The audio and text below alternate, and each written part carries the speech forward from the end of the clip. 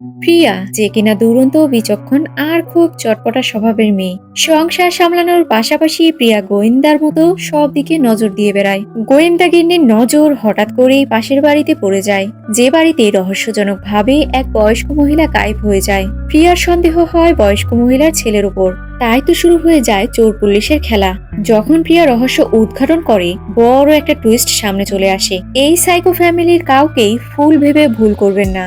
তো চলুন আজকে এই রহস্য উদ্ঘাটন করব প্রিয়ার মাধ্যমে। জলদি জলদি সাবস্ক্রাইব করে নিন। তো বেশি কথা না বাড়িয়ে চলুন শুরু করা যাক আজকের মুভির এক্সপ্লেনেশন। প্রিয়দর্শিনী, যার ডাক নাম প্রিয়া। প্রিয়া চাকরির জন্য তার বান্ধবীর সাহায্য নিতে একটা ফেক এক্সপেরিয়েন্স সার্টিফিকেট তৈরি করে। প্রিয়ার এক্সপিরিয়েন্স রয়েছে 2 বছরের, সার্টিফিকেটে 4 বছর বানিয়ে দেয়। এমন সময় বাইরে থেকে গাড়ির আওয়াজ শুনে প্রিয়া দ্রুত বাইরে গিয়ে দেখে তার গাড়িতে কেউ ধাক্কা দিয়েছে, যার কারণে গাড়ির হেডলাইট তো ভেঙেছে, সাথে মোটামুটি ভালোই স্ক্র্যাচ হয়েছে। সিন পরিবর্তিত হয়, যেখানে প্রিয়ার হাজবেন্ড অ্যান্টনিকে দেখানো হয়। অ্যান্টনি অফিসের বসের সাথে কথা বলছিল। কথা শেষ করলে খেয়াল করে দুধ উতলে ইন্ডাকশন চুলায় পড়ে গিয়েছে। এদিকে প্রিয়া তার ইন্টারভিউর জন্য কাগজ রেডি করছিল, আর এলাকার ফিমেল ভিত্তিক একটা গ্রুপ রয়েছে, সেখানে কথা বলছিল। অ্যান্টনি দ্রুত রান্নাঘরটা পরিষ্কার করে। এরপর দুধ ঢালার পর দেখা যায় অনেকটাই দুধ পড়ে গিয়েছে। তবে ছোট্ট মামুনির সামনে তো গ্লাস ভরা দুধ দেখতে পাই। মামুনি দুধ পান করে, তবে দুধের স্বাদ পায় না। প্রিয়া এসে বলে, দুধ দ্রুত শেষ করো, স্কুলে যাওয়ার সময় হয়ে যাচ্ছে তো। মেয়েটা বলে, আজকে তো দুধের তেমন স্বাদ পাচ্ছি না মা। অ্যান্টনি বলে, আজকের দুধ তেমন একটা ঘন নয়, তাই সুস্বাদু হয়নি। প্রিয়া বলে, কথা ঘুরিও না তো। আমি কতবার বলেছি ইন্ডাকশন চুলায় দুধ জাল দেওয়ার দরকার নেই। তুমি তো আমার রান্নাঘর পুরো পরিষ্কার করে ফেলেছো, কিন্তু আমি ঠিকই টের পেয়ে গিয়েছি। ধরা পড়ে গিয়ে অ্যান্টনি মুচকি একটা হাসি দেয়। এরপর প্রিয়া তার হাজবেন্ড আর মেয়েকে তাদের গন্তব্যে যাওয়ার উদ্দেশ্যে বিদায় জানায়। এমন সময় প্রতিবেশী স্টেফির সাথে দেখা হয়। স্টেফি বলে, পরে কথা হবে, এখন ইন্টারভিউ দিতে যাচ্ছি। স্টেফি চলে যাওয়ার পর প্রিয়া দ্রুত রেডি হয়ে ফাইল নিয়ে বেরিয়ে পড়ে। অফিসে যাওয়ার পর সেখানে স্টেফি তাকে দেখে অবাক হয়ে যায়। জিজ্ঞেস করে, তুই এখানে কি করছিস? আগে তো কিছু বলিসনি। এখানে ইন্টারভিউর জন্য তো মিনিমাম 3 বছরের এক্সপিরিয়েন্স দরকার। প্রিয়া বলে, ওটা আমি ম্যানেজ করে নিয়েছি, আসলে এই চাকরিটা আমার খুব প্রয়োজন। এরপর তারা দুজনে কাজ শেষ করে বাড়ি ফেরার পথে খেয়াল করে পাশের বাড়িতে নতুন প্রতিবেশী এসেছে। বাড়ি ফিরে রান্নাঘরের যাবতীয় কাজ প্রিয়া শুরু করে। রান্নাঘরের জানলা থেকে আবার প্রতিবেশী বাড়ির এক সাইডের একটা অংশ দেখা যায়। তখন আমরা দেখতে পাই নতুন প্রতিবেশী ম্যানুয়েল একটি বিড়ালকে নিশানা করে বল ছুড়ে মারে। বিড়ালের গায়ে বল লেগে বিড়ালটা ম্যাও বলে ছিটকে পড়ে। আর এসব কিছুই দূর থেকে প্রিয়া লক্ষ্য করছিল। সারাদিনের ব্যস্ততা শেষে রাত্রিবেলা পরিবারের 3 সদস্য মিলে গল্পে গল্পে সময় কেটে যায় তাদের। পরদিন সকালবেলা প্রিয়া খেয়াল করে পাশের বাড়িতে একজন বয়স্ক মহিলা রয়েছে। এদিকে ম্যানুয়েল তার প্রতিবেশীর সাথে একটু কুশল বিনিময় করে নেয়। ম্যানুয়েলের ব্যাপারে সব কথা শুনে সারোজিনী এই এলাকার ফিমেল হোয়াটসঅ্যাপ গ্রুপে তার ব্যাপারে ডিটেলস শেয়ার করে দেয়। অর্থাৎ ম্যানুয়েলের পরিবার বহু বছর আগে এই বাড়িতেই থাকতো। তাদের পারিবারিক বিজনেস বাড়ানোর জন্য তারা শহরে শিফট হয়। বর্তমানে তাদের বড় বেকারির শপ রয়েছে, সেখানেই তারা জায়গা কিনে বাড়ি করে থাকতো। সারোজিনী ম্যাডাম তাদের পরিবারের এবং ম্যানুয়েলের অনেক প্রশংসা করে। পরদিন সকালে স্টেফি তার বাচ্চাকে নিয়ে স্কুলের উদ্দেশ্যে রওনা করে। পথিমধ্যেই ম্যানুয়েলের সাথে দেখা হয়। তারা দুজন দুজনের সাথে পরিচিত হয়ে নেয়। স্টেফি একজন সিঙ্গেল মাদার, কিছুদিন আগেই তার হাজবেন্ডের সাথে ডিভোর্স হয়েছে। এখন তার মেয়েকে নিয়ে সে একাই রয়েছে। ফিমেল হোয়াটসঅ্যাপ গ্রুপের মাধ্যমে এটাও জানতে পারি ম্যানুয়েলের একটি বোন রয়েছে, তার নাম ডায়না। ডায়না বর্তমানে নিউজিল্যান্ডে রয়েছে। ম্যানুয়েল প্রতিবেশী সকলের সাথে মোটামুটি ভালোই পরিচিত হয়ে যায়। রাতের বেলা দেখা যায় ম্যানুয়েলের বাড়িতে প্রিয়া, তার হাজবেন্ড এবং বাচ্চা এসেছে। তারা অনেকক্ষণ বসে আড্ডা জমায়। এ সময় প্রিয়া খেয়াল করে ম্যানুয়েল তার অসুস্থ মায়ের ভালোই সেবা করছে। সঠিক টাইমে তাকে ওষুধ প্রদান করতে হয়, তা না হলে সমস্যায় পড়ে যায় তার মা। প্রিয়া ম্যানুয়েলের এসব কথা শুনছিল এবং আন্টির দিকেও লক্ষ্য করে। আন্টির নাম গ্রেসি। পরদিন সকালে গোয়েন্দা গ্যাং অর্থাৎ প্রিয়া আর তার বন্ধুরা মিলে বাসা থেকে বেরিয়ে পড়ে। এর পরপরই ম্যানুয়েল দ্রুত একটা লাঠি নিয়ে তাতে লাল একটা কাপড় বেঁধে দেয়, আর বাড়ি থেকে কিছুটা দূরে এসেই লাঠিটি পুঁতে দেয়। এরপর বিভিন্ন স্থান থেকে ঘুরে ঘুরে দেখতে থাকে লাঠিটি স্পষ্টভাবে দেখা যাচ্ছে কিনা। আসলে ম্যানুয়েলের মনে কি চলছে আর এই লাঠিটি সেখানে কেনই বা পুঁতে রাখলো, সামনেই আমরা জানতে পারবো। এরপর ম্যানুয়েল গাড়ি নিয়ে যাওয়ার পথে স্টেফিকে দাঁড়ানো দেখে বলে, আমি শহরে যাচ্ছি, আপনিও কি ওই লাইনে যাবেন? তাহলে আমার সাথে চলুন, স্টেফির দেরি হয়ে যাচ্ছে। আর এমনিতেও আশেপাশে গাড়ি না পাওয়ায় সে ম্যানুয়েলের কথায় রাজি হয়ে যায়। গাড়ির ভেতর কথায় কথায় তাদের মধ্যে বন্ধুত্বের সূচনা শুরু হয়। এদিকে প্রিয়া রান্নাঘরে রান্না করতে করতে খেয়াল করে পাশের বাড়ির ট্যাঙ্কি থেকে পানি পড়ছে। তাই তো সে বাইরে আসে। তখন গ্রেসিকে দেখে বলে, পানি বন্ধ করেছেন? তিনি কোনো উত্তর দেয় না। প্রিয়া বলে, বর্তমানে আপনার খুব বোরিং সময় কাটছে তাই না? আপনি চাইলে আমাদের ফিমেল হোয়াটসঅ্যাপ গ্রুপে জয়েন হতে পারেন। প্রতিদিন আমাদের সকলের সাথে মেসেজের মাধ্যমে কথা হবে। কিন্তু চাচি কোনো উত্তর না দিয়েই চলে যায়। প্রিয়া কিছু বুঝে উঠতে না পেরে সে তার কাজে ব্যস্ত হয়ে পড়ে। রাতের বেলা দেখা যায় গ্রেসি টিভি দেখছে। এমন সময় ম্যানুয়েল চলে আসে। মা ছেলের চাহনি যেন একটা রহস্যের ইঙ্গিত দেয়। ম্যানুয়েল দ্রুত জানলার দিকে এসে এদিক ওদিক তাকিয়ে জানলার পর্দা লাগিয়ে দেয়। পরদিন সকালে ম্যানুয়েল একটা জঙ্গলি জন্তুকে দেখে সেটাকে মেরে ধরে নিয়ে চলে যায়। এই বিষয়টা দূর থেকে আবার প্রিয়া লক্ষ্য করছিল। রাতের বেলা দেখা যায় বারবিকিউ পার্টি চলছে। এই খবর প্রিয়াকে তার প্রতিবেশী জানায়। প্রিয়া বলে, সকালবেলা দেখেছি টিকটুকির মতো কোনো একটা জন্তুকে পিটিয়ে ম্যানুয়েল ঘরের দিকে নিয়ে যাচ্ছে। এটা দিয়ে আবার পার্টি চলছে না তো? আসমা বলে ওঠে, না না, আমার স্বামী এরকম কিছুই খায় না। তবে দেখা যায় তার স্বামী এই গোশ খুব মজা করে খাচ্ছে। সকলেই রান্নার খুব প্রশংসা করে। এত সুস্বাদু রান্না তারা আগে কখনো খায়নি। খাবে কি করে? এগুলো তো কেউ ধরে এনে তাদের জন্য রান্না করে দেয়নি। তাদের সকলের কথাই আমরা বুঝতে পারি ম্যানুয়াল সিস্টেমে সকলের কাছ থেকে জীবনযাপনের অনেক খবরাখবর নিতে থাকে। থমাস চাচা আবার জিজ্ঞেস করে, আমরা সবাই তো খাচ্ছি, তুমি খাচ্ছ না কেন? ম্যানুয়াল বলে, আপনারা খান, আমি রোজা রেখেছি। পরদিন দেখা যায় ম্যানুয়াল ওই লাঠিটির ছবি তার চাচা রয়কে দেখায়। ম্যানুয়াল বলে, অ্যান্টনির বাড়ি থেকে সরাসরি দেখা যাচ্ছে না, সিসিলি চাচির বাড়ি থেকে স্পষ্ট দেখা যায়। তারা আবার মঙ্গলবার দুপুর 2টার পর গির্জার উদ্দেশ্যে রওনা করবে। তারা আর সেদিন ফিরবে না। তাই নিরাপদে আমরা মঙ্গলবারের প্ল্যান করতে পারি। আমাদের যা করার দ্রুত এই সময়ের মধ্যেই করে ফেলতে হবে। তখন সেখানে ম্যানুয়েলের ফ্রেন্ড জনকে দেখানো হয়। জন বলে, হ্যাঁ, এইটাই পারফেক্ট প্ল্যান। রাতের বেলা দেখা যায় কেউ একজন ফোনে বিভিন্ন এসিড সম্পর্কে ঘাটাঘাটি করছে। পরদিন অফিসে অ্যান্টনির সিনিয়র অফিসার প্রমোশনের কথা তাকে জানায়। তবে প্রমোশনের স্থান শুনে অ্যান্টনির খুব একটা পছন্দ হয় না। এদিকে প্রিয়ার কাছে কোম্পানি থেকে কল আসে। প্রিয়া রিসিভ করলে তাকে বলা হয় প্রথম পর্যায়ে ইন্টারভিউতে প্রিয়া সিলেক্টেড হয়েছে। তবে যেহেতু ম্যানেজারের পোস্ট, তাই খুব শীঘ্রই পরবর্তী ইন্টারভিউর জন্য ডেট তাদেরকে জানিয়ে দেয়া হবে। প্রিয়া তো খুব খুশি। এমন সময় নোটিফিকেশনের আওয়াজে এসএমএস চেক করলে দেখতে পায় স্টেফিও এই ইন্টারভিউতে সিলেক্টেড হয়েছে। এটা দেখে প্রিয়ার একটু মন খারাপ হয়ে যায়। কিছুক্ষণ পরেই সে গ্রুপে ভয়েস দিয়ে বলে, আমি ইন্টারভিউতে সিলেক্টেড হয়েছি। আর কিছুদিন পরেই আমার অ্যানিভার্সারি, তাই ভাবলাম এবছর বড় করে একটু সেলিব্রেট করব। অন্যদিকে এই খবর কথায় কথায় স্টেফি ম্যানুয়েলকে জানিয়ে দেয়। ম্যানুয়েল অ্যানিভার্সারির ডেটটা জানতে চায়। স্টেফি বলে, আগামী মাসের 19 তারিখ। তুমি আসবে তো? ম্যানুয়েল বলে, ইনভাইট করলে অবশ্যই উপস্থিত থাকবো। কথা শেষে স্টেফি চলে যায়। সাথে সাথেই ম্যানুয়েল তার আঙ্কেলকে ফোন করে বলে, হ্যাঁ আঙ্কেল, ডেট ফিক্সড হয়ে গিয়েছে। আগামী মাসের 19 তারিখ। শুরু হয়ে যায় দুই পক্ষের কাজের প্রস্তুতি নেওয়া। অ্যান্টনি তার পরিবার সহ শপিং করে। আর এদিকে ম্যানুয়েল তার আঙ্কেল আর বন্ধুকে নিয়ে প্ল্যানিং মোতাবেক সবকিছু ব্যবস্থাপনা করতে থাকে। ম্যানুয়েলদের সব থেকেই প্রিয়ার অ্যানিভার্সারির কেক কিনতে গেলে ম্যানুয়েল তাকে এই কেক গিফট করে। রাতের বেলা অনুষ্ঠানের সকলেই আড্ডা জমা ছিল।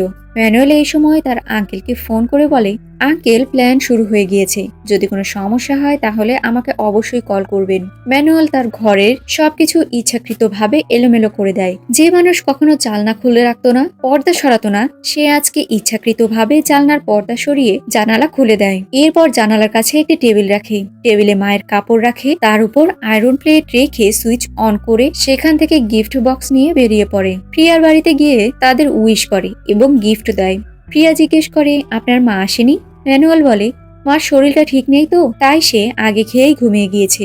অনুষ্ঠানের কার্যক্রম শুরু হয়ে গিয়েছে আর ম্যানুয়েল বারবার ঘড়ির দিকে তাকাচ্ছে। এদিকে প্রিয়ার ফ্যামিলি কেক কাটে। প্রিয়া অ্যান্টনিকে কেক খাইয়ে দেওয়ার সময় খেয়াল করে ম্যানুয়েলের বাড়িতে আগুন লেগে গিয়েছে। এরপর জানা যায় ম্যানুয়েলের মা নিখোঁজ। চারিদিকে পাড়া প্রতিবেশী তাকে খুঁজছে। এমনকি মিসিং ডায়েরিও করা হয়েছে। পুলিশ এসে পুরো বাড়ি তল্লাশি চালায়। অফিসার ম্যানুয়েলকে জিজ্ঞেস করে, আপনার মা আগে কখনো এইভাবে হারিয়ে গিয়েছে? ম্যানুয়েল না বলে। অফিসার বলে, কোনো রিলেটিভসের বাড়িতে গিয়েছে কিনা খোঁজ নিয়েছেন? আপনার চেনা পরিচিত যত বাড়ি আছে সবার কাছে খোঁজ নিন। ম্যানুয়েল বলে, আমার মায়ের ভুলে যাওয়ার রোগ রয়েছে। সন্ধ্যায় তাকে ওষুধ খাওয়ানোর পর ঘুম পাড়িয়ে আমি ফাংশনে গিয়েছিলাম। হয়তো আমার মা ভুল করে আয়রন প্লেটের সুইচ অন করে রেখেছিল। যার জন্য আগুন লেগে গিয়েছে। আর এই আগুন দেখে সে ভয়ে বাড়ি থেকে চলে গিয়েছে। কিন্তু যেহেতু সে সবকিছু ভুলে যায়, তাই বাড়ির ঠিকানা হয়তো তার মনে থাকবে না।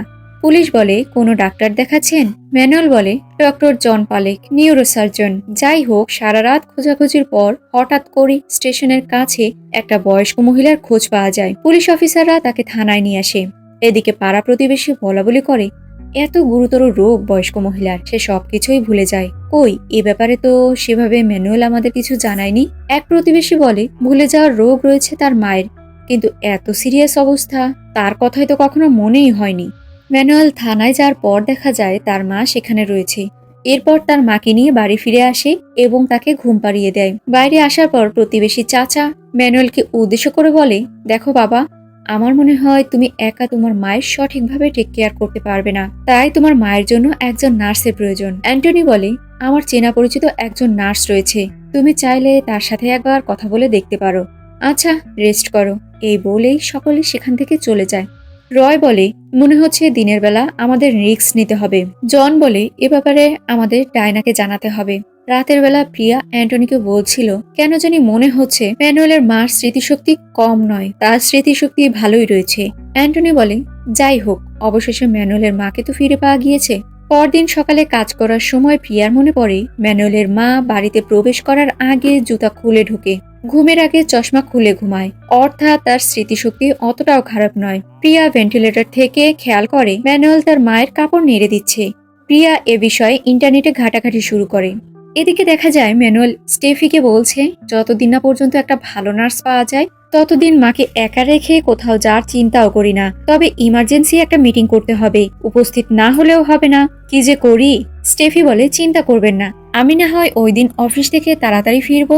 এ কথা শুনে ম্যানুয়েল ইতস্তত বোধ করলেও মনে মনে খুশি হয়। এদের দুজনকে কথা বলতে আবার দূর থেকে প্রিয়া দেখে নেয়। এর পরের সিনে দেখা যায় ম্যানুয়েল আর তার চাচা জনের চেম্বারে এসেছে। জন তাদের একটি ট্যাবলেট দিয়ে বলে, এটা জুসের সাথে মিশিয়ে খাইয়ে দিও, মোটামুটি 20 মিনিটের মধ্যেই ঘুমিয়ে পড়বে। তবে সাবধান, পরিমাণে একটু বেশি হলেই মৃত্যুর আশঙ্কা বেড়ে যাবে। ম্যানুয়াল বলে, এই মঙ্গলবারের মধ্যেই যা করার আমাদের করে ফেলতে হবে, কেননা মায়ের যত্নের জন্য কাউকে নিয়োগ দেবার ব্যাপারে আমার উপর খুব প্রেশার যাচ্ছে। এই কাজ দ্রুত না সেরে ফেললে সকলেই আমার উপর সন্দেহ করবে। প্রতিবেশী কৃষ্ণাতন আর আমি মঙ্গলবার বাড়ি থেকে বেরিয়ে যাব। সেই দিন মায়ের কাছে স্টেফি থাকবে। স্টেফির বিষয়টা আমি সামলে নেব। আর চাচা, আমরা যেরকম পরিকল্পনা করেছিলাম বাকিটা আপনি খেয়াল রাখবেন। এদিকে দেখা যায় প্রিয়া এখনো ওই রোগের ব্যাপারে ডিটেলসে টিভিতে কোনো ডক্টরের সংলাপ দেখছিল। এমন সময় বাইরে মেঘের গর্জন টের পেয়ে ছাদে এসে কাপড় তোলা শুরু করে। প্রিয়ার চোখ হঠাৎ করেই ম্যানুয়েলদের বারান্দায় আটকে যায়, যেখানে কাপড়গুলো ঝুলন্ত অবস্থায় নেই। কিন্তু মাত্রই ম্যানুয়েলের গাড়ি ঢুকেছে এবং সে বাড়ির ভিতর প্রবেশ করেছে। তাহলে প্রশ্ন হচ্ছে, বেলকুনিতে থাকা কাপড় গুছিয়ে কে রাখলো? প্রিয়া বলে, চাচির কাজগুলো তো দেখে মনে হয় তার ব্রেন খুব শার্প, তাহলে এই ভুলে যাওয়ার রোগের কথা কেন আসছে? সুলো বলে, ওই দিন আয়রন প্লেটের জন্য তো আগুন সত্যি লেগে গিয়েছিল, হয়তো তুই কোনো ভুল ইমাজিন করছিস। প্রিয়া বলে, ঘুমের আগে লাইট অফ করা, চশমা রেখে শুয়ে পড়া, মোটরের লাইন অফ করা, বাড়ির বাইরে জুতা রেখে তারপর প্রবেশ করা, এই কাজগুলো দ্বারা কি বোঝা যায় না তার ব্রেন খুব শার্প? আবার গতকাল কি হয়েছে জানিস? ম্যানুয়েল তার মায়ের কাপড় নেড়ে দিয়ে গিয়েছে, কিন্তু ম্যানুয়েল বাড়ি ফেরার আগেই আমি দেখতে পাই বেলকনিতে থাকা কাপড়গুলো কেউ আগেই উঠিয়ে নিয়েছে। মা ছেলে ছাড়া তো বাড়িতে আর কেউ নেই। যেহেতু ম্যানুয়েল বাইরে, সেহেতু কাপড়গুলো কে গোছালো? আরো দেখতে চাস? তাহলে আয়। এই বলেই প্রিয়া রান্নাঘরে কান পেতে ম্যানুয়েলদের বাড়ির দিকে প্রেসার কুকারের সিটির আওয়াজ গুনতে থাকে। ম্যানুয়েল বাইরে কার ওয়াশ করছিল। 4টা সিটি হওয়ার পরেই প্রেসারের আওয়াজ অফ হয়ে যায়। সেই মুহূর্তে ম্যানুয়েলও বাড়ির মধ্যে প্রবেশ করে। মেয়েটি বলে, দেখেছিস, ও ভিতরে গিয়ে অফ করেছে। কিন্তু প্রিয়া বলে, একটু খেয়াল করে দেখ, ম্যানুয়েল বাড়ির ভেতরে প্রবেশ করার আগেই সিটির আওয়াজ অনেক স্লো হয়ে গিয়েছে, অর্থাৎ চুলার গ্যাস অন্য কেউ অফ করেছে। মেয়েটি বলে, এত তদন্ত না করে আমরা সরাসরি ম্যানুয়েলের মায়ের সাথে এ ব্যাপারে কথা বলে নিলেই তো পারি। প্রিয়া বলে, যতক্ষণ ম্যানুয়েল বাড়িতে থাকবে এটা পসিবল না। এদিকে দেখা যায় ম্যানুয়েল ওষুধ গুঁড়ো করছে। এরপর জুস ব্লেন্ডার করে টেবিলে রেখে দিয়েছে। ম্যানুয়েল স্টেফিকে বলে, জুস করে টেবিলের উপর রেখে দিয়েছি, 11টার পর মাকে একটু কষ্ট করে খাইয়ে দিও, তোমার জন্য বানিয়েছি, তুমিও খেয়ে নিও, খুব ভরসা করে তোমার উপর রেখে যাচ্ছি, খেয়াল রেখো। ম্যানুয়েল এরপর তার গন্তব্যে রওনা করে। আর দূর থেকে সকল কিছু প্রিয়া ফলো করছিল। স্টেফি আর গ্রেসি একই স্থানে বসে টিভি দেখছিল। 11টা বাজলেই স্টেফি জুসের জগ এনে এক গ্লাস ঢেলে গ্রেসিকে খেতে বলে, কিন্তু তিনি খেতে চান না। এই সময় স্টেফিকে ম্যানুয়াল ফোন করে বলে, মা জুস খেয়েছে? স্টেফি বলে, না খেতে চাচ্ছে না। ম্যানুয়াল বলে, তুমি মার সামনে থেকে একটু সরে যাও। স্টেফি একটু সরে গেলে ম্যানুয়াল বলে, তাহলে তুমি এক কাজ করো, আগে এক গ্লাস জুস তুমি তার সামনে পান করে দেখাও, এরপর সে হয়তো জুসটা খেয়ে নেবে। স্টেফি গ্রেসির সামনে জুসটা খেয়ে নেয়। এরপর তাকে জুস দিলে সেও খেয়ে নেয়। ফোনে জুস খাওয়ার খবর পেয়ে ম্যানুয়াল ফোন কেটে দেয়। এরপর রয়কে এসএমএস দিয়ে বলে তারা জুস খেয়ে নিয়েছে। আনুমানিক 20 মিনিটের মধ্যেই ইফেক্ট শুরু হয়ে যাবে। রয় গাড়িতে বসিয়ে ফোনে 20 মিনিটের টাইমার সেট করে দেয়। এরপর বাড়ির উদ্দেশ্যে গাড়ি স্টার্ট দেয়। পথিমধ্যেই দেখতে পায় প্রিয়া গ্রেসির বাড়িতে প্রবেশ করেছে। এটা দেখে রয় দ্রুত ম্যানুয়ালকে ফোন করে আর এই বিষয়টা জানিয়ে দেয়। ম্যানুয়াল বলে 15-20 মিনিটের মধ্যে তো ওরা ঘুমিয়ে যাবে, এখন প্রিয়া বাসায় ঢুকলে খুব বড় সমস্যা হবে, আপনি সেখানেই থাকুন, আমি আসছি। এদিকে প্রিয়া কলিং বেল টিপলেই স্টেফি দরজা খুলে জিজ্ঞেস করে, কিরে এ সময় আয়রন হাতে তুই? প্রিয়া বলে, আয়রন প্লেট পুড়ে যাওয়ার পর অ্যান্টনি বলেছিল এদেরকে আয়রন প্লেট দিতে, আমার তো মনেই ছিল না, তবে আজ ম্যানুয়ালের পরনে শার্ট দেখে আয়রনের কথা মনে পড়ে গেল। এই বলেই আয়রন প্লেটটা স্টেফির হাতে দিয়ে দ্রুত ঘরে ঢুকে পড়ে। এদিকে ম্যানুয়াল কি করবে ভেবে না পেয়ে হুট করে মনে পড়ে অ্যান্টনি লেডি নার্সের কথা তাকে বলেছিল, এই সুযোগে তাকে ফোন করলে কাজ হয়েও যেতে পারে। প্রিয়া ঘরে ঢুকে গ্রেসিকে জিজ্ঞেস করে, কি অবস্থা, ভালো আছেন তো, আমাকে চিনতে পেরেছেন? আচ্ছা, ওই দিন অনুষ্ঠানে কেন আপনি যাননি? আন্টি এসব কথার কোনো উত্তর দিচ্ছিল না। স্টেফি তাকে বসতে বলে আর এক গ্লাস জুস খেতে দেয়। প্রিয়া খানিকটা জুস খেয়ে গ্রেসিকে জিজ্ঞেস করে, আচ্ছা সেদিন যে স্টেশনে গিয়েছিলেন আপনার ভয় লাগেনি? স্টেশন চিনলেন কি করে আপনি? স্টেফি বলে, এসব কথা পরে বলিস, এখন সে রেস্ট করবে। এদিকে রয়ের ফোনের টাইমারে আর মাত্র 10 মিনিট বাকি। এমন সময় ম্যানুয়ালের ফোন অ্যান্টনি রিসিভ করে। তখন দেখা যায় অ্যান্টনি প্রিয়াকে ফোন দিয়ে বলছে, ঘরের ড্রয়ারে আমার পুরনো সিটে ওই নার্সের নাম্বার রয়েছে, আমাকে একটু সেন্ড করো তো। এরপর প্রিয়া ম্যানুয়ালের বাসা থেকে বেরিয়ে যায়। ঘড়িতে 11টা 30 মিনিট। ম্যানুয়াল তো ভয়ে আছে, সেখানে কি না কি ঘটছে। এমন সময় ম্যানুয়ালের ফোনে একটা এসএমএস আসে যেখানে নার্সের নাম্বার দেয়া রয়েছে। ব্যাস, ম্যানুয়াল শিওর হয়ে যায় তার প্ল্যান কাজ করেছে। অন্যদিকে দেখা যায় স্টেফি ঘুমিয়ে আছে, তবে তার সামনের চেয়ার ফাঁকা। বাইরে রয় গাড়ি চালাচ্ছে, পেছনের ছিটে গ্রেসিকে পড়ে থাকতে দেখা যায়। তবে অদ্ভুত বিষয় হচ্ছে জুস 3 জনে খেয়েছে। দুজনে ঘুমিয়ে পড়লেও প্রিয়া এখনো তার ঘরোয়া কাজ করেই যাচ্ছে।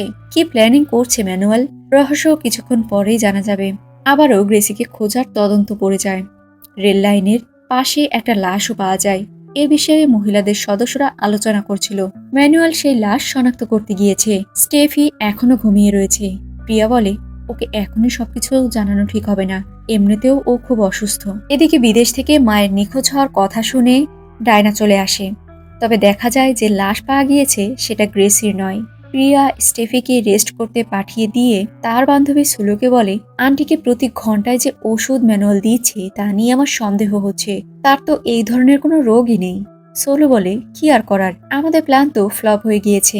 সেই দিন গ্রেসির বাড়িতে আরেকটু সময় যদি তুই থাকতি তাহলে হয়তো সব কথা জানা যেত।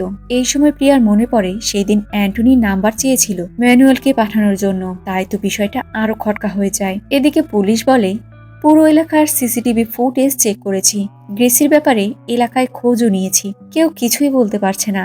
ডায়না বলে, হয়তো সে সম্পূর্ণ স্মৃতিশক্তি হারিয়ে ফেলেছে। প্রিয়া সেই নার্সকে ফোন দিয়ে জিজ্ঞেস করে, গত মঙ্গলবার ম্যানুয়াল নামের কেউ আপনাকে ফোন করেছিল? নার্স বলে, না তো, সেই দিন সার্ভিসের জন্য কেউই আমাকে ফোন করেনি। এই কথা শোনার পর প্রিয়া কনফার্ম হয়ে যায় ওই স্থান থেকে সরানোর জন্যই ম্যানুয়াল ওই দিন এই চাল চেলেছিল। অর্থাৎ গ্রেসির গায়েব হওয়ার পিছনে অবশ্যই ম্যানুয়ালের হাত রয়েছে। ম্যানুয়ালের বাড়িতে পুলিশ অফিসার বলছে গ্রেসির নিখোঁজে 4 দিন হয়ে গিয়েছে। নিখোঁজ হয়েছে দিনের বেলা। একটা সিসিটিভি ফুটেজেও তার কোনো ভিডিও ক্লিপ নেই, এমনকি এলাকার কেউই তাকে দেখেনি। এটা কি করে সম্ভব? প্রিয়া সোলোকে বলে, আমি ওই বাড়িতে ছিলাম, এই কথা ম্যানুয়াল কি করে জানলো? স্টেফি তো জানায়নি। এতে বোঝা যাচ্ছে ম্যানুয়ালের সাথে এই ষড়যন্ত্রে আরো কেউ জড়িত রয়েছে। ম্যানুয়ালের বাড়িতে প্রার্থনা অনুষ্ঠিত হয়। এক সুযোগে ডায়না বাইরে এসে কাউকে ভয়েস এসএমএস দিয়ে বলছিল, এখানে সবকিছু স্বাভাবিক হয়নি, জমির ব্যাপারে ব্রোকারের সাথে কথা হয়েছে, তাই আমি 2 দিন পরেই ফিরবো। যদিও অলরেডি টিকিট বুক করে ফেলেছি। এমন সময় প্রিয়া বলে, হাই, তুমি কি ম্যানুয়েলের বোন? ডায়না বলে, হ্যাঁ। প্রিয়া বলে, প্রার্থনায় যোগদান দাওনি তুমি? ডায়না বলে, এসব করলে তো আর মা ফিরে আসবে না। কথার এক পর্যায়ে প্রিয়া ডায়নার কাছে নাম্বার চেয়ে বসে। ডায়না না চাইতেও অবশেষে তাকে নাম্বার দিয়ে দেয়। এমন সময় ব্রোকার ডায়নাকে ডাক দেয়। ডায়না বাড়ির আঙিনায় গেলে তারা তিনজনে মিলে জমির ব্যাপারে কথা বলে। কথা শেষে ব্রোকার চলে গেলে ডায়না তার ভাইকে বলে, কালকেই আমি চলে যাব, এ কথাটা তুমি সবাইকে বলে দিও। আমি বললে কে আবার কি মনে করে সেজন্য। ম্যানুয়াল বলে, ঠিক আছে। পরদিন সবকিছু প্যাক করার সময় ছোট্ট একটি পুতুলও লাগেজের ভিতর রাখে। এরপর ডায়না নিউজিল্যান্ডে যাওয়ার উদ্দেশ্যে বাড়ি থেকে বের হয়। এসব দূর থেকে প্রিয়া আর সোলো দেখছিল। সোলো বলে, এ কেমন মেয়ে রে বাবা, মাকে খুঁজে পাওয়ার আগেই চলে যাচ্ছে। প্রিয়া বলে, আসলেই অদ্ভুত আর রহস্যজনক একটা ফ্যামিলি। যাবার আগেই ডায়না প্রিয়াকে হাতের ইশারায় বাই বলে। ম্যানুয়াল তাদের ফ্যাক্টরি থেকে কয়েকটি ড্রাম আর কার্টুন গাড়িতে করে বাড়িতে নিয়ে আসে। ম্যানুয়াল ঘড়ি ধরে অপেক্ষা করছিল কখন প্রতিবেশীরা ঘুমিয়ে পড়বে। সব বাসার লাইট অফ হলে বেলকনি থেকে ম্যানুয়াল চলে যায়। এদিকে আবছা আলোতে প্রিয়ার ঘুম ভেঙে যায়। উঠে জানালার ফাঁক দিয়ে খেয়াল করে ম্যানুয়ালের বাড়ির সামনের গাড়িতে হেডলাইট জ্বলছে। প্রিয়া বিষয়টা পরিষ্কারভাবে দেখার জন্য কিচেন রুমের জানলায় তাকালেই ম্যানুয়ালের বাড়ির দোতলায় হঠাৎ করেই গ্রেসিকে দাঁড়ানো দেখতে পায়। ভয় অ্যান্টনিকে ডাক দেয়। অ্যান্টনি এসে কাউকে দেখতে পায় না। প্রিয়া বলে, গ্রেসি হয়তো ফিরে এসেছে, তুমি ম্যানুয়ালকে ফোন দাও, জিজ্ঞেস করে নাও। অ্যান্টনি বলে, পাগল হয়েছ? এই রাতে আমি তাকে ফোন দিব? কাল সকালে দেখা যাবে। পরদিন অ্যান্টনি ম্যানুয়ালের সাথে কথা বলে প্রিয়াকে জানায়, কাল তুমি ভুল দেখেছ, গ্রেসি ফিরে আসেনি। দূর থেকে তাদের এইসব কাণ্ড ম্যানুয়াল ফলো করছিল। এ বিষয়টা প্রিয়া আসমার সাথে শেয়ার করে। সে বলে, এটা তোমার মনের ভুল ধারণা। এরপর প্রিয়া এ বিষয়ে সোলুকে বলে। সোলু বলে, তুমি তো তখন একটা ছবি তুলে রাখতে পারতে। প্রিয়া বলে, তখন কি ছবি তোলার মতো পরিস্থিতি ছিল নাকি? সকলে একত্রিত হয়। আসমা বলে, দেখ প্রিয়া, এটা কি সম্ভব? ম্যানুয়াল নিজের মাকে আটকে রেখেছে, তাহলে তো সে চিৎকার করত। সোলু বলে, ও তো মুখ বেঁধেও রাখতে পারে। প্রিয়া বলে, দেখ, একটা কথা শিওর, গ্রেসি যে বাড়িতে নেই এ কথাটা সম্পূর্ণ মিথ্যা বলেছে ম্যানুয়েল। এখন কথা হচ্ছে এই সত্য তারা বের করবে কিভাবে। রাতের বেলা প্রিয়া মুখ ধুতে গেলে বারবার তার কল্পনায় গ্রেসির চেহারা দেখতে পায়। রাতের বেলা রান্নাঘরের জানলা থেকে দেখতে পায় ম্যানুয়েল কোথাও বের হচ্ছে। প্রিয়া অ্যান্টনিকে জিজ্ঞেস করে, খাবার দেব? অ্যান্টনি বলে, হ্যাঁ। প্রিয়া তাদের খাবার দেয়। অ্যান্টনি জিজ্ঞেস করে, তুমি খাবে না? প্রিয়া বলে, একটু পরে খাবো। এই বলেই তাদের চোখ ফাঁকি দিয়ে ইয়ারফোন কানে নিয়ে তার সঙ্গীদের কল দিয়ে জানিয়ে দেয় সে ম্যানুয়েল এর বাড়িতে যাচ্ছে। তারা যেন নজরদারি রাখে। গোয়েন্দাগিরির কাজ এতটা সহজ নয়। রান্নার দায় ভার স্বামীর হাতে তুলে দিয়ে আসমা তার পজিশন নিয়ে নেয় ম্যানুয়েল এর বাড়ি দেখার জন্য। প্রিয়া ম্যানুয়েলের বাড়ির দোতলায় উঠতে চেষ্টা করে। গ্রেসিকে যে রুমে দেখেছিল সেই রুমের জানলা দিয়ে উঁকি মেরে দেখে। এই মুহূর্তে জন রুমের মধ্য থেকে তাকে দেখেই ভয়ে ঠাস করে নিচে পড়ে যায়। জন হাঁপাতে থাকে, কিন্তু এক সময় বুঝতে পারে প্রিয়া তাকে দেখছে না। প্রিয়া জানলার কাচের জন্য রুমের মধ্যে কিছুই দেখতে পারছিল না। জন দ্রুত এই খবর ম্যানুয়েলকে জানায়। ম্যানুয়েল তৎক্ষণাৎ বাড়ির উদ্দেশ্যে রওনা করে। প্রিয়া ভিতরে কিছুই দেখতে না পেয়ে নিচে নামতে শুরু করে। এমন সময় আসমা তাকে জানায় নিচে থমাস আঙ্কেল রয়েছে। ব্যাস, প্রিয়া লুকিয়ে পড়ে। ম্যানুয়েল ততক্ষণে বাড়ির কাছাকাছি চলে এসেছে। এই খবর সকলেই প্রিয়াকে জানায়। এখন প্রিয়া কি করবে? এই অবস্থায় সেই আঙ্কেল প্রিয়াকে দেখতে পেয়ে সেখানেই অজ্ঞান হয়ে যায়। কোনো উপায় না পেয়ে প্রিয়া সেখান থেকে লাফ দিয়ে নিচে পড়ে। এদিকে ম্যানুয়েল বাড়িতে প্রবেশ করেই প্রিয়া যে কর্নারে আছে সেই কর্নারে দৌড় দেয়। প্রিয়াও দৌড় দিয়ে তার বাড়ির দিকে রওনা করে। বাউন্ডারি পার হতে পারে না তখনই ম্যানুয়েল হাততালি দেয়। প্রিয়া থমকে যায়। ম্যানুয়েল বলে, এত রাতে আমাদের বাড়ি অ্যান্টনি জানে? আসলে কারো অনুপস্থিতিতে তার বাড়িতে ঢোকা তো ঠিক নয়। প্রিয়া বলে, গ্রেসি এসেছে কিনা দেখতে এসেছি। এমন সময় ম্যানুয়েল বলে, 2 সপ্তাহ ধরে আমার মা মিসিং। আমি আমার মাকে পাগলের মতো খুঁজে বেড়াচ্ছি। তবে আপনার পাগল হয়ে যাওয়াটা অতিরিক্ত হয়ে যাচ্ছে না তো? আপনি ভালোই লাভ দিতে পারেন, তবে সব জায়গায় সবসময় ট্রাই করবেন না। এই বলেই ম্যানুয়েল চলে যায়। প্রিয়া বাউন্ডারি ওভারটেক করে দেখে এতক্ষণে অ্যান্টনিও এসব কাহিনী দেখে ফেলেছে। স্ত্রীর এমন কাণ্ড দেখে অ্যান্টনি রেগে ভিতরে চলে যায়। ম্যানুয়েল বাড়ি প্রবেশের আগে খেয়াল করে দেয়ালে রক্তের কিছু দাগ দেখা যাচ্ছে। এরপর সে রেগে দেয়ালের এই ছবি জনকে দেখায়। জন বলে, দেয়ালের দাগ হয়েছে, তার মানে পাইপ লিক হয়ে গিয়েছে। ম্যানুয়েল রেগে বলে, আঙ্কেল আমাকে আগেই বলেছিল এসব প্ল্যানের দরকার নেই। আমি তো বলেছিলাম কবরের মধ্যে রাখতে, কিন্তু তোমার কথা শুনতে গিয়ে এখন আমরা ঝামেলায় পড়লাম। দুজনের মধ্যে এই নিয়ে হালকা পাতলা তর্ক চলে। এরপর ম্যানুয়েল বলে, আচ্ছা সব বাদ দিয়ে দাও, এখন বলো কি করব। জন বলে, এই মুহূর্তে বডি স্থানান্তর করা অনেক ঝামেলার বিষয়, আমার কাছে অন্য প্ল্যান আছে। ম্যানুয়াল বলে, দরকার নেই। জন মাস্ক পরে তার কাজে যেতে গেলে ম্যানুয়াল রাগে একটা গালি দিয়ে বসে। জন বলে, আমার প্ল্যান পারফেক্ট ছিল, তবে তোমার যে প্ল্যানিং সমস্যা আছে তা তো আমার জানা ছিল না। এরপর জন ভিতরে গিয়ে ট্যাঙ্কি থেকে মগ ভর্তি রক্ত নিয়ে কমোডে ফেলতে শুরু করে আর ফ্লাশ করে। ম্যানুয়াল ফোনে আঙ্কেলকে সব খুলে বলে আর বলে এই ঝামেলার মধ্যে নিউজিল্যান্ড থেকে সে আবার ফোন করে ডায়নার সাথে যোগাযোগের চেষ্টা করছে। যদি কোনোভাবে তার সন্দেহ হয় আর সে দেশে ফিরে আসে তাহলে আমরা বড় বিপদে পড়ে যাব। আঙ্কেল বলে, কাজ দ্রুত শেষ করো আর প্রিয়ার থেকেও সাবধানে থাকো। অ্যান্টনি তার কাছে এসে বসে আর বলে, তোমার মাথায় একটা কিছু ঢুকলে সেটা শেষ পর্যন্ত না দেখে থামো না। সে তো তোমার মা নয়, যা হওয়ার হয়েছে। আমি ম্যানুয়ালের সাথে কথা বলে নেব এ ব্যাপারে। এ বিষয় নিয়ে তুমি আর প্লিজ মাথা ঘামিও না। এসব বলে অ্যান্টনি সেখান থেকে চলে যায়। প্রিয়া অনেকক্ষণ ভাবার পর ডায়নাকে মেসেজ করে। সকালবেলা প্রিয়া আর আসমা গতকাল রাতের বিষয় নিয়ে কথা বলছিল। এমন সময় আসমা বলে, ম্যানুয়াল বাড়ি ঢোকার পর কিন্তু বাড়ির মধ্যে প্রবেশ করেনি, সোজা তুমি যেই সাইডে আছো সেই সাইডে দৌড়ে এসেছে। অর্থাৎ কেউ ওকে ইনফর্ম করেছে তুমি তাদের বাড়িতে উকিঝুঁকে মারছিলে। কিন্তু এ বিষয়টা কে জানালো? প্রিয়া এই বিষয়টা স্টেফিকে জিজ্ঞেস করে। তবে স্টেফি বলে, গ্রেসির হারানো ঘটনার পর ম্যানুয়াল আমার সাথে ঠিক করে কথা বলছে না। আমার ফোন চেক করে দেখো, ম্যানুয়ালের কথার ভাবে মনে হয় যেন তার মায়ের মিসিং হয়ে যাওয়ার ব্যাপারে আমিই দায়ী। প্রিয়া বলে, তাহলে কাল রাতের ব্যাপারে ম্যানুয়ালকে কে জানালো? স্টেফি বলে, আচ্ছা তুমি শিওর আন্টিকে তুমি দেখেছিলে? প্রিয়া বলে, আমি পুরো শিওর ম্যানুয়ালের জন্যই আন্টি কোনো বড় বিপদের মধ্যে রয়েছে। এমন সময় স্টেফি বলে, সেদিন তোমার কোনো কিছু অস্বাভাবিক লাগেনি? আসলে আমি তো দুপুরে ঘুমাই না, কিন্তু ওই দিন জুস খাওয়ার পর নিজেকে সামলে রাখতে পারিনি, সেখানেই ঘুমিয়ে পড়ি। ম্যানুয়ালের ডাক শুনে আমার ঘুম ভাঙে। প্রিয়া তুমি কি বুঝতে পারছো আমি কি বলতে চাচ্ছি? প্রিয়া বলে, ওই জুস তো আমিও খেয়েছি, আমারও তো এমন কিছু মনে হয়নি। এমন সময় ডায়না প্রিয়ার মেসেজের রিপ্লাই দেয়। প্রিয়া বলে, তুমি কি পৌঁছেছো? ডায়না বলে, হ্যাঁ। আচ্ছা তুমি কি জিজ্ঞেস করতে চেয়েছিলে? প্রিয়া বলে, পুলিশের তদন্ত কেমন চলছে? ডায়না বলে, তদন্ত চলছে, রিসেন্টলি বৃদ্ধাশ্রমে খোঁজ নেবে। প্রিয়া এবার ভয়েসে জিজ্ঞেস করে, ম্যানুয়াল আর আন্টির সম্পর্ক কি নর্মালি ঠিকঠাক রয়েছে? ডায়না বলে, হ্যাঁ, কিন্তু এ কথা জিজ্ঞেস করছো কেন? প্রিয়া বলে, সেদিন রাতে আমি আন্টিকে দেখেছি। ডায়না বলে, অসম্ভব, মা এখনো মিসিং। তুমি কি সেজন্য সেদিন আমার বাড়িতে গিয়েছিলে? কোনো অস্বাভাবিক কিছু দেখেছো? প্রিয়া বলে, না। ডায়না বলে, আচ্ছা একটু ব্যস্ত আছি, পরে কথা হবে। এদিকে ম্যানুয়াল দেয়ালের দাগ ঢাকতে সেখানে দরজা দিয়ে ঢেকে দেয়। এমন সময় পাশেই একজন ব্যক্তিকে দেখে ঘাবড়ে যায়। ম্যানুয়াল বলে, কে আপনি? তিনি বলেন, মিটার দেখতে এসেছি। ম্যানুয়াল তাকে কাজ শুরু করতে বলে আর দাগটাকে আড়াল করে দাঁড়ায়।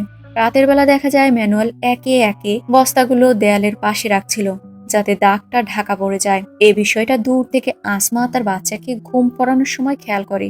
ব্যাস, এ খবর গোয়েন্দার কাছে পৌঁছে যায়। প্রিয়া দ্রুত ভেন্টিলেটরের সাহায্যে এই ঘটনা স্বচক্ষে দেখে। কিসের জন্য এত কষ্ট করে বস্তাগুলো এই রাতের বেলা দেয়ালের পাশে রাখছে এ বিষয়ে পরিষ্কার বুঝতে গেলে সকালের অপেক্ষা করতে হবে।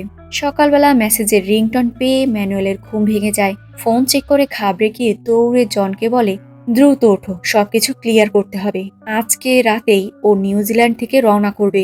জন ঘাবড়ে বলে, তুমি তো বলেছিলে ও কালকে রওনা করবে, আমার তো এখনো কাজ শেষ হয়নি। ম্যানুয়াল বলে, আমি ওকে আটকে রাখতে চেষ্টা করব, কিন্তু তুমিও তোমার কাজ দ্রুত শেষ করার চেষ্টা করো, না হলে আমরা বিপদে পড়ে যাব। এ খবর ম্যানুয়াল আঙ্কেলকে জানায়। ম্যানুয়াল বলে, ও এখানে আসলে আমরা বড় বিপদে পড়ে যাব, তাই আপনি এখনই রওনা করুন, রাতের আগেই আমরা সব কাজ সেরে ফেলবো। এদিকে জন ট্যাঙ্কির মধ্যে কোনো মেডিসিন মিশিয়ে এরপর ট্যাঙ্কি থেকে এখনো পানি নিয়ে কমোডে ফেলছে আর তা ওয়াশ করছে। সেখানে ছড়িয়ে ছিটিয়ে থাকা রক্তের দাগও সে পরিষ্কার করে ফেলে। ম্যানুয়াল এসে জনের সাথে পুরো বাসা পরিষ্কার করা শুরু করে। এরপর একটি স্থানে ট্যাঙ্কি এবং যাবতীয় পলিথিন একত্র করে রাখে। এদিকে গোয়েন্দারা অপেক্ষা করছে কখন ম্যানুয়াল বাসা থেকে বের হবে। এই সুযোগে বস্তা রাখার জায়গাটি তারা চেক করবে।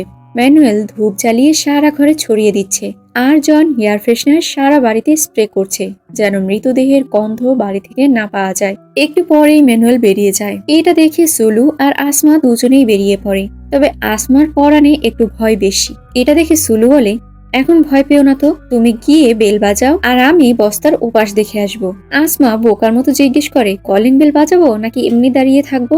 এদিকে জন ট্যাঙ্কি সরানোর সময় কলিং বেলের আওয়াজ টের পায়। আসমা একভাবে কলিং বেল বাজাতেই থাকে। জন দরজা খুলতেই যাবে, কিন্তু কি মনে করে যেন জানলা থেকে উকি মারে। অমনি সে সুলুকে দেখতে পায়। দ্রুত ম্যানুয়েলকে এ কথা জানায়। সুলু একে একে বস্তা সরিয়ে দেখতে পায় দেয়ালে নতুন রং করা হয়েছে। এই ছবি প্রিয়াকে সেন্ড করে। প্রিয়া ফোনে বলে, দ্রুত ওই স্থানের দাগ কেটে দেখো, অস্বাভাবিক কিছু দেখা যায় কিনা। জন দরজা খুলতেই আসমা ভয়ে ছিটকে পড়ে, কেননা এ বাসা তো ফাঁকা থাকার কথা। আসমার এক্সপ্রেশন দেখার মতো ছিল। জন জিজ্ঞেস করে, কি হয়েছে? আসমা বলে, ম্যানুয়েল আছে। এদের কথা শুনে সুলুও সেখান থেকে বেরিয়ে পড়ে। জন সুলুকে দেখে বলে, তুমি এখানে কি করছো? সুলু বলে, এমনি বাড়ির পাশ থেকে হাঁটছিলাম। এই বলেই আসমার সাথে কথা বলতে বলতে সেখান থেকে কেটে পড়ে। দূর থেকে প্রিয়া এসব দেখছিল। এমন সময় অ্যান্টনি ফোন করে জানায় গ্রেসিকে পাওয়া গিয়েছে। এটা শুনে প্রিয়া যেন আরো গোলকধাঁধায় পড়ে যায়। পথ হারিয়ে যাওয়ার পর কেউ একজন গ্রেসিকে বৃদ্ধাশ্রমে রেখে এসেছিল। ম্যানুয়েল তার মায়ের সেবা করছিল। সুলু বলে, সেই দিন 4টা সিটি বাজার পর ম্যানুয়েল গ্যাসের লাইন বন্ধ করেছিল। আসমা বলে, শুধু শুধু আমরা মনের সন্দেহ নিয়ে এই ঝামেলা বাঁধিয়ে ফেলেছিলাম। এসবের মধ্যে আমি আর নেই। সুলু বলে, প্রিয়া, এসব মাথা থেকে ঝেড়ে ফেল। তবে প্রিয়ার মনে তো এখনো সন্দেহ রয়ে গিয়েছে। এদিকে ম্যানুয়েল সকলকে উদ্দেশ্য করে বলে, আমরা আমাদের বাড়িতে চলে যাব, কেননা সেখানে মাকে দেখার জন্য অনেক মানুষ রয়েছে। এমন সময় স্টেফি ম্যানুয়েলকে বলে, একটু সাইডে আসবে, কিছু কথা আছে। এক সাইডে গেলে স্টেফি তাকে বলে, দেখো, ওই দিন কি হয়েছিল আমি নিজেও জানি না। ওই দিনের ঘটনার জন্য আমি খুবই দুঃখিত। ম্যানুয়েলকে সাইডে যেতে দেখে প্রিয়া দ্রুত গ্রেসি রুমে চলে যায়। এটা ম্যানুয়েল লক্ষ্য করে। প্রিয়া গ্রেসিকে জিজ্ঞেস করে, আপনি সেদিন কোথায় গিয়েছিলেন? ডায়না যেদিন নিউজিল্যান্ডের উদ্দেশ্যে রওনা করে সেদিন রাতে আমি আপনাকে দেখেছিলাম এই বাড়িতেই। আপনার তো ভুলে যাওয়ার কোনো রোগ নেই, তাই না? আপনি কি ম্যানুয়েলকে ভয় পেয়ে কোনো সত্য লুকাচ্ছেন? আমাকে বলুন, বিপদে পড়লে আপনাকে আমরা সবাই মিলে সাহায্য করব। গ্রেসির মুখখানা তখন দেখলে মনে হচ্ছিল ভেতরে যেন তার কত চাপা কষ্ট রয়েছে। এদিকে খেলতে খেলতে প্রিয়ার মেয়ে দোতলায় গিয়ে দাঁড়ায়। জনের হাতে গেম খেলার আওয়াজ টের পেয়ে জিজ্ঞেস করে, আপনি কত লেভেলে আছেন? আচ্ছা, পাশের ওই বক্সে কি রাখা রয়েছে? এমন সময় রয় আঙ্কেল কার্টুন ভর্তি কিছু একটা নিয়ে যেতে গেলে থমকে দাঁড়ায়। বাচ্চা মেয়েটির কথা শুনে দুজনেই ঘাবড়ে যায়। অ্যান্টনি তখন চলে আসে। আশেপাশে এত কার্টুন আর ট্যাঙ্কি দেখে বলে ওঠে, আপনারা শিফট হওয়ার জন্য এখনই প্যাকিং শুরু করেছেন? অ্যান্টনির এ কথায় তারা হ্যাঁ বলে। এদিকে গ্রেসি কিছু একটা বলতে যাবে, এই মুহূর্তে ম্যানুয়েল এসে বলে, অ্যান্টনি বেরিয়ে যাবে, তাই তোমাকে খুঁজছে। প্রিয়া কিছুটা ঘাবড়ে যায়। এরপর গ্রেসির হাতে হাত রেখে তাকে ভরসা দেয়। প্রিয়া বেরোনোর সময় ম্যানুয়েল বলে, মায়ের প্রতি তোমার এত ভালোবাসা দেখে আমার ভালোই লাগলো। আমার মা আমার জীবনের সবচেয়ে গুরুত্বপূর্ণ একজন ব্যক্তি। প্রিয়া একথায় সেরকম পাত্তা না দিয়েই বেরিয়ে পড়ে। তবে তার আগে ম্যানুয়েলের ফ্যামিলি ফটো দেখে কিছু একটা আন্দাজ করে ম্যানুয়েলের বাড়ির বাইরে এসেই ডায়নাকে ভয়েসে বলে, তোমার সাথে জরুরি কথা রয়েছে, দ্রুত আমাকে কল ব্যাক করো। তবে আমরা দেখতে পাই দোতলায় ম্যানুয়েলের ফোনের নোটিফিকেশন বেজে উঠেছে। দেখা যায় ডায়নার ফোন ম্যানুয়েলের কাছে। প্রিয়ার ভয়েস এসএমএস শুনে ম্যানুয়েল রহস্যজনক হাসি দেয়। গ্রেসি তো বেঁচে আছে। ডায়নার ফোন ম্যানুয়েলের কাছে, তার মানে কি এ বাসায় খুন হয়েছে ডায়নার? রহস্য আর রহস্য। যাই হোক, গভীর রাতে দেখা যায় কার্টুন, ড্রাম সবকিছু গাড়ির মধ্যে রাখা হচ্ছে। এদিকে প্রিয়া টেনশনে রয়েছে। ডায়না কেন তাকে কোনো উত্তর দেয়নি। শেষমেশ প্রিয়া ডায়নাকে কল করে। পরদিন সকালে ম্যানুয়েল তার মাকে গাড়িতে বসিয়ে দেয়। এরপর ম্যানুয়েল সকলের সাথে দেখা শেষ করে সেখান থেকে বেরিয়ে যায়। এদিকে আজ প্রিয়ার ইন্টারভিউ। তার মন পড়ে আছে ডায়না এখনো ফোন বা এসএমএস করেনি, সেই টেনশনে। ইন্টারভিউ দিতে যাওয়ার পথে প্রিয়া একের পর এক ডায়নাকে কল করতেই থাকে। এদিকে ম্যানুয়েল বিরক্ত হয়ে ফোন কেটে দেয়। এরপরে ফোন বন্ধ করে দেয়। ম্যানুয়েল একটি স্থানে গাড়ি থামিয়ে কিছু জামা কাপড় এবং একটি পাসপোর্ট পুড়িয়ে দেয়। অফিসে যাওয়ার পর প্রিয়ার স্টেফি এক কর্নারে বসে। অনলাইনে ফোন না ঢোকায় প্রিয়া এক পর্যায়ে ফোন নাম্বারে ফোন দিয়ে বসে। তখন অপর প্রান্ত থেকে মালায়ালাম ভাষায় ফোন অপারেটররা বলে, কাঙ্ক্ষিত নম্বরটি এই মুহূর্তে বন্ধ রয়েছে। তখনই প্রিয়া স্টেফিকে বলে, ফোন অপারেটররা যেহেতু মালায়ালাম ভাষায় কথা বলছে, তার মানে ডায়না দেশের বাইরে যায়নি। স্টেফি বলে, এটা কি করে সম্ভব? আমরা তো নিজ চোখে ডায়নাকে নিউজিল্যান্ডে যাওয়ার উদ্দেশ্যে বেরোতে দেখলাম। প্রিয়া আবারও শিওর হয়ে বলে, ডায়না নিউজিল্যান্ড যায়নি। হুট করে দেখা যায় ম্যানুয়েল স্প্রে করার প্র্যাকটিস চালাচ্ছে। এদিকে প্রিয়া দ্রুত ডায়নার ইনস্টাগ্রাম চেক করে।